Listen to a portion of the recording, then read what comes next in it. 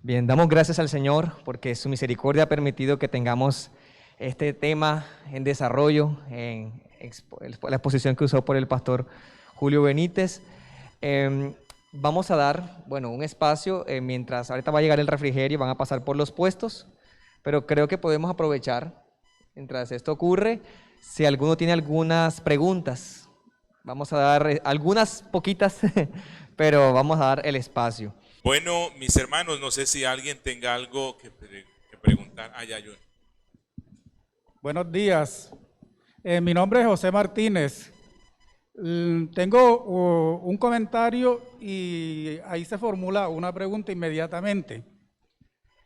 Ya nos queda claro que los dones, algunos, no todos, cesaron. El don de la oración, pues, sigue vigente. Amén. Y en cuanto al don del discernimiento, amados hermanos, ¿cómo se gana? Leyendo la palabra. Porque a mí yo lo tengo como experiencia. Cuando yo estaba en la iglesia carismática, el pastor en una ocasión predicó un tema, la salvación se pierde. Cuando yo estoy analizando su prédica, yo digo, bueno, pero mi pastor está equivocado. Porque si Dios le entregó a Cristo un cierto número de personas que han sido salvadas, ese es por la obra de Cristo, por la obra de la cruz. Y entonces el valor de ese sacrificio del Señor fue en vano entonces. Ese era mi análisis. Y yo dije, bueno, entonces, digamos, ahí está el don del discernimiento. Porque nos estamos dando cuenta, bueno, pues estamos diciendo algo que no está en la Biblia. Entonces ahí es donde adquirimos ese don del discernimiento. Entonces ahí pienso yo, esa es mi pregunta, ¿cómo se gana el don del discernimiento? En este caso, el pastor Julio ya nos ha dicho que con mucha oración y la otra es con la lectura juiciosa de la palabra. Muchas gracias. Sí, hermano. Bueno, los dones del Espíritu, siendo más precisos en el lenguaje, no se ganan, ¿no? O sea, no se ganan por méritos, pero o sea, uno sí puede desarrollar y avanzar ese don que le ha dado Dios. Yo creo que el discernimiento en este caso implica, por un lado, el don que el Espíritu da y por el otro lado, la responsabilidad que todo cristiano tiene. Todo cristiano tiene la responsabilidad de desarrollar ciertas capacidades para discernir. Y como dices tú, eso se obtiene por el estudio de las Sagradas Escrituras. Se obtiene por la oración y ese compromiso con la doctrina. Esa es la razón por la cual exigimos como parte de la membresía estudiar la confesión de fe, de tal forma que podamos diferenciar entre la doctrina falsa y la doctrina bíblica. Pero sí tienes la razón en eso. Ay, pastor, acá, quisiera que nos explicara un poquito más esa doctrina de la unión de Cristo y el pasaje de Colosenses 1:24. Colosenses 1:24, vamos a ir allá.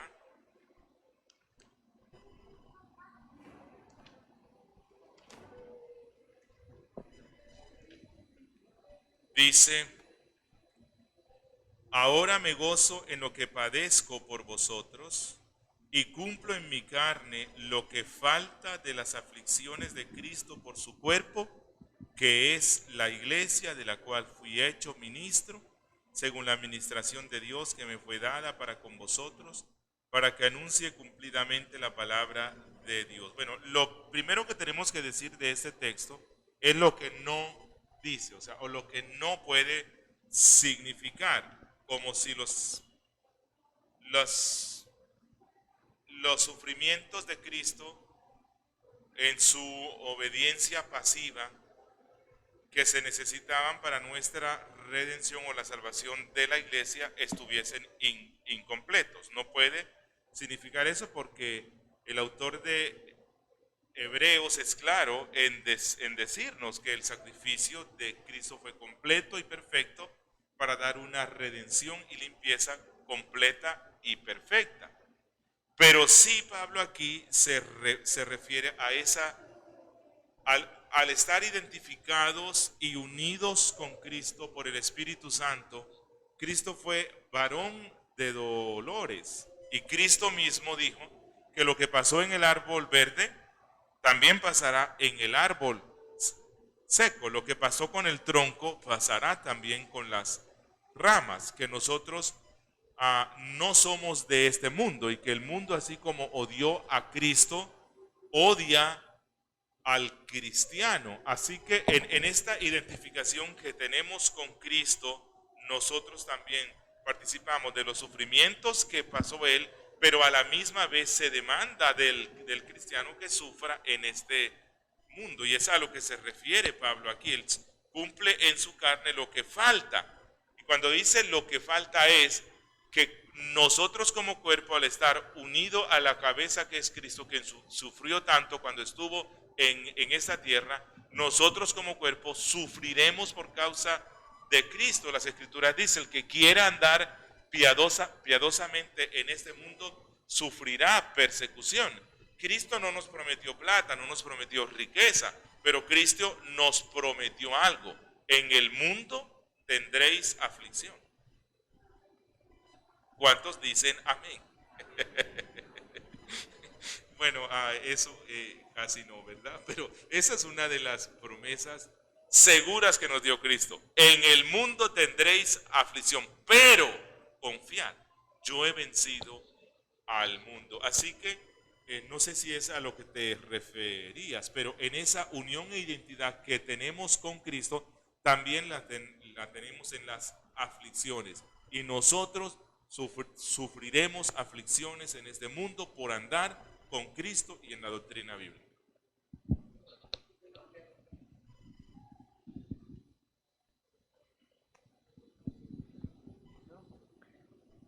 Buenos días, pastor.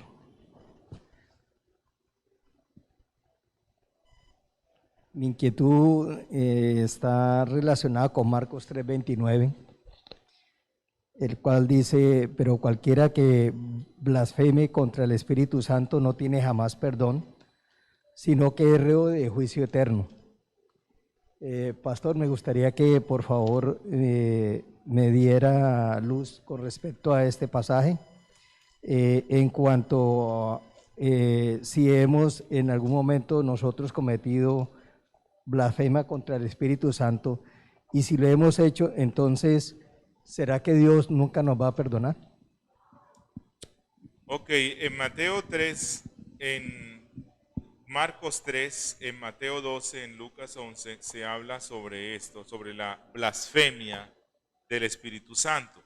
Ahora, el contexto de la blasfemia contra el Espíritu Santo es porque los fariseos estaban viendo los milagros de Cristo, estaban viendo las obras de Cristo, que eran las obras que el Espíritu Santo estaba efectuando. Ellos conocían las Escrituras, ellos conocían que el Antiguo Testamento había anunciado que una de las formas de identificar al Cristo, al Mesías, es porque Él, por el poder del Espíritu Santo, resucitaría muertos, le daría vista a los ciegos, sanaría a los ciegos, liberaría de la cárcel a los que estaban presos de la cárcel del pecado. Así que ellos estaban viendo eso. Ellos estaban viendo que el Espíritu Santo, por medio de esos milagros, estaba señalándoles: este es el Cristo. Pero ellos odiaban tanto al Cristo que preferían decir que esas obras que hacía el Espíritu Santo las hacía el diablo, con el fin de no creer en Cristo. Recuerden que una de las funciones del Espíritu Santo en el pacto, que no la vimos bien, es convencer al mundo de juicio, de justicia y de pecado. Así que Él tiene la función de traer a las personas a Cristo, como mostrándoles la gloria de Cristo. Así que el Espíritu Santo estaba haciendo eso y ellos, con plena conciencia de que era el Espíritu Santo y de que Él era el Cristo, decidieron irse en contra de la revelación del Espíritu Santo y decir más bien que eso lo hacía el diablo. Es decir, el pecado imperdonable o el pecado de la apostasía o el pecado de la blasfemia contra el Espíritu Santo es irse voluntariamente en contra de la revelación que el Espíritu Santo da de que Jesús es el Cristo. Y voluntariamente deciden no seguir por el camino de la fe en Cristo, y ellos saben que es el único camino que nos lleva a la salvación y lo rechazan con plena conciencia. Para ellos no hay oportunidad de salvación. ¿Por qué? Porque están rechazando el único medio que el Espíritu Santo muestra, están yéndose en contra. Y ahora, ¿puede un cristiano cometer el pecado de apostasía contra el Espíritu Santo? No, nunca, jamás. Nunca, no lo puede cometer. No obstante, el autor de Hebreos escribe toda la carta para mostrarnos o para advertir a la iglesia del pecado de la blasfemia contra el Espíritu Santo, de la apostasía. Eso es por lo cual él escribe declaraciones muy fuertes en el capítulo 2, muy fuertes en el capítulo 6, en el capítulo 10.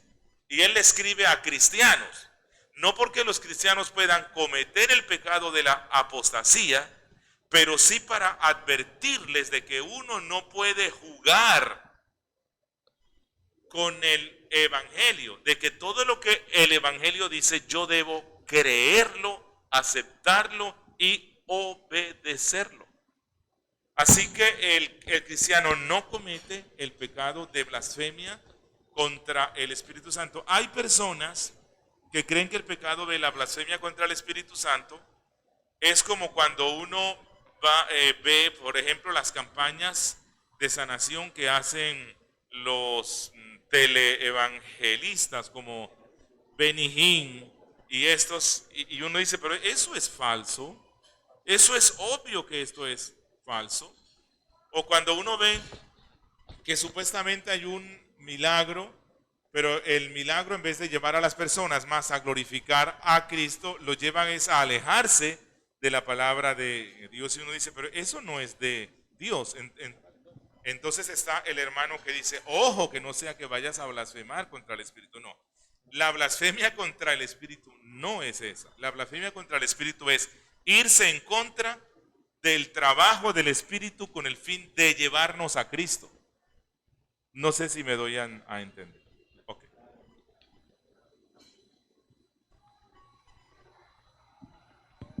Hola, buenos días. Buenos días. Pastor, tengo dos preguntas. Una es cuando se habla que el Espíritu Santo está sobre las personas y puede que se encuentre constrito o afligido por el comportamiento de estas. Se habla es que son aquellas personas predestinadas o elegidas, o se habla de todo el mundo en general. Esa es la primera pregunta. Y la segunda pregunta, en Gálatas 5:22 se dice que los dones, que los que andan en el Espíritu, y menciona los dones del Espíritu. Quería saber si esos son los dones del Espíritu Santo. Y en paralelo a eso, si los que andan en Espíritu se comportan según hablan estos frutos, entonces el lado contrario o la otra cara de la moneda, ¿quién impulsa eso?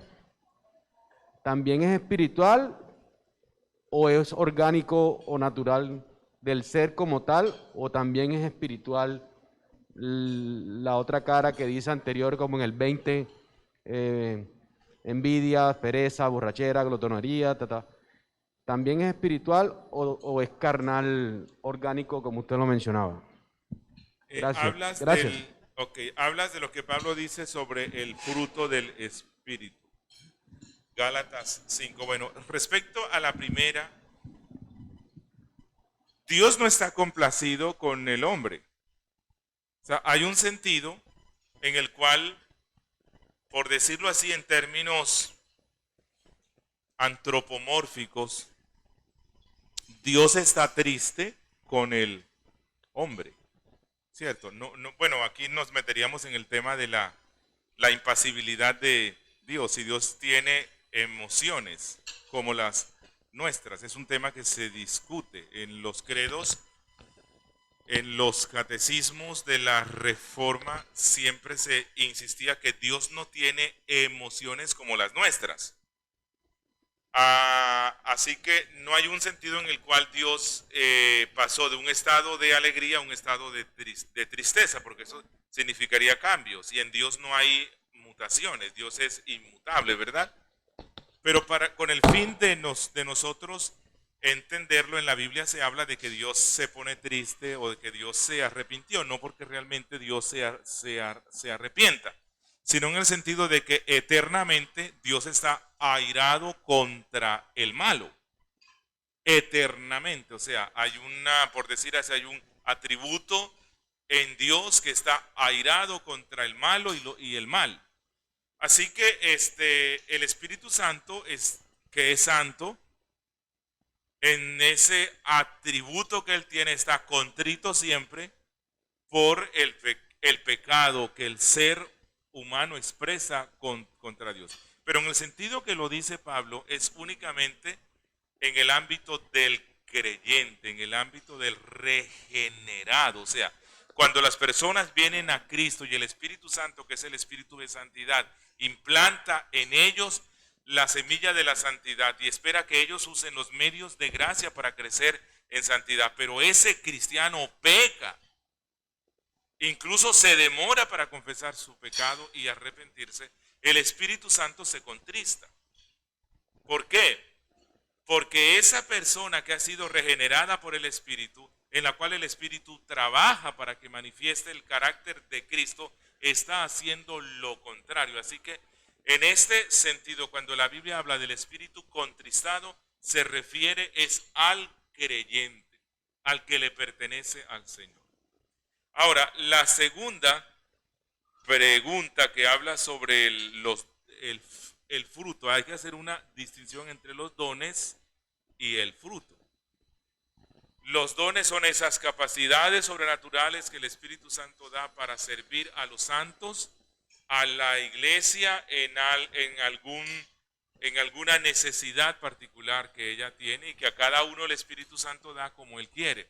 En el caso del fruto, el fruto es el resultado de la presencia del Espíritu Santo en nuestras vidas, capacitándonos para ser responsables en usar los medios de gracia de tal forma que mortifique cada día más y más el fruto de la carne y en mí se produzca ese fruto del Espíritu. Pero eso es una responsabilidad de todos los cristianos. O sea, esto no es algo que unos van a desarrollar más el amor, otros más No, todos los cristianos tenemos que crecer en el amor, gozo, paz, paciencia, benignidad, bondad, fe, mansedumbre, templanza. Este es el gran principio que nos da Pablo cuando dice, digo pues, anden en el Espíritu. Usen los medios de gracia que son, ¿cuáles son?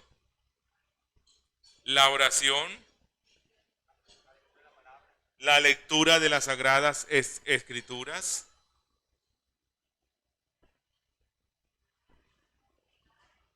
congregarse, guardar el día santo del Señor, escuchar la predicación, participar de la cena. Me decían que ayunar, sí, en las Escrituras nos manda a que uno haga eso, hay que hacerlo. Bueno, cuando Pablo dice anden en el Espíritu, él nos impone esa responsabilidad, así que crezcan en usar los medios de gracia de tal forma que manifiesten más y más el fruto del Espíritu. Y es responsabilidad de todos los cristianos. No sé si era eso lo que estabas preguntando.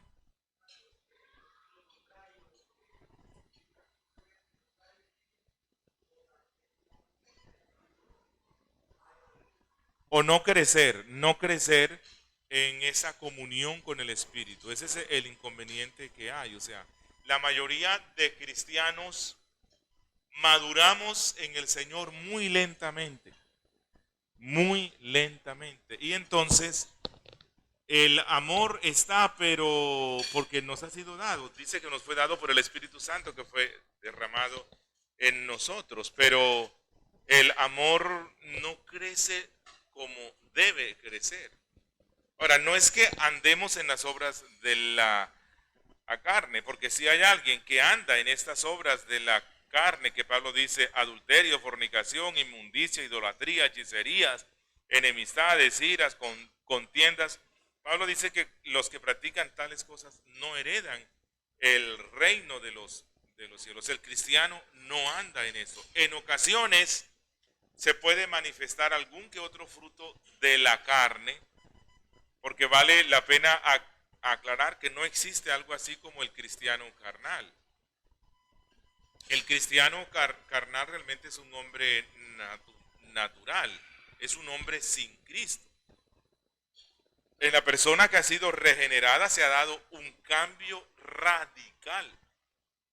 En nosotros ha sido implantada la semilla de la santidad por el Espíritu Santo. El pecado, aunque no se mortifica por completo, ya no reina. Y empieza una lucha entre el Espíritu y nuestra carne, ¿cierto? O sea que si hay una lucha es porque hay pecados remanentes, los cuales soy llamado por el Espíritu a mortificar, ¿cierto? Así que es responsabilidad de todo cristiano crecer en este fruto. Bueno, no sé si hay más inquietudes. Perfecto. Bien, entonces, listo hermanos, vamos a dar gracias al Señor por la vida del pastor Julio, por su ministerio también, la iglesia local donde pertenece. Y con eso vamos cerrando también la conferencia, el 10º aniversario. Hay que agradecer a los hermanos pues, de Planeta Rica, la iglesia en Planeta Rica que se está formando allá y fortaleciendo, que el Señor siga ayudándoles y sosteniéndoles. Sigamos orando por ciertas ideas o perspectivas de otras iglesias como en Moñitos. Hay unos hermanos en Moñitos que desean que se inicie una iglesia también bautista reformada allá y que el Señor nos siga concediendo más oportunidades. Bendito Dios, damos gracias por la oportunidad que nos has dado de estar aquí en este aniversario. Gracias por la vida del pastor Julio. Gracias porque le has concedido mucha sabiduría de ti. También lo has humillado en su testimonio, en su andar, para que cada día crezca en la fe. Gracias por su santificación. Gracias por la oportunidad que le has dado de comprender las Escrituras y anunciarlas. Bendice su ministerio, oh Padre, como pastor en la iglesia local, y también cuánto nos bendice también con cada oportunidad que tenemos de escucharle. Y bendito Dios, rogamos que le fortalezcas a él y a su familia, a los pastores que lo acompañan, pastor Sergio, pastor Alejandro. Y también rogamos que lo guardes en su salir y su entrar, en su salud.